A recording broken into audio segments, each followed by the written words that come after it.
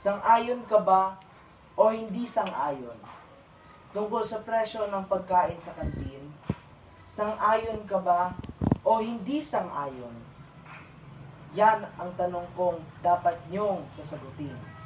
Ako ay si Nico. Hindi ako sang-ayon sa pagtaas ng presyo sa nasa kantin.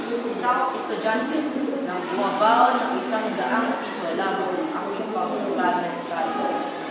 Ako naman ay si CJ sa ngayon. Sa mataas na presyo nila sa kantin, nagtitinda ako ng kanin ng tao para sa mga estudyante ay bibili kanin. Okay na?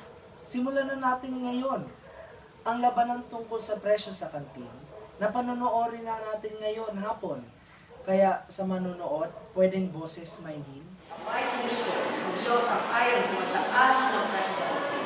Ayaw kong gustuin ang pera ko sa ang bang gusto ko. Ibibigay ko ang pera ko ng pagkanin. Ako naman ay si CJ sa ngayon. Sangkap at luto ko ay parehong mahalin. Huwag na reklamo tungkol sa aming tao. Sangkap na ginamit sa luto ko ay mahalin. Ako ay si Nico. Hindi ako sang-ayon. Ako ay mahirap. Maawa ka sa akin, pwede bang gawin mong mura ang bibigyan ng baon para kahit konti-konti lang ang aking kakainin. Ako naman ay si CJ sang-ayon.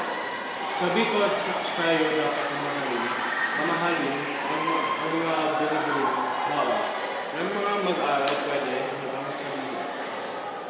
Sang-ayon ka ba o hindi sang-ayon sa pagkagapos ko'y kung guni-gunihin? Kung ang nanalo ba ay ang hindi sang-ayon o kaya sang-ayon, kayo'y pumili na rin.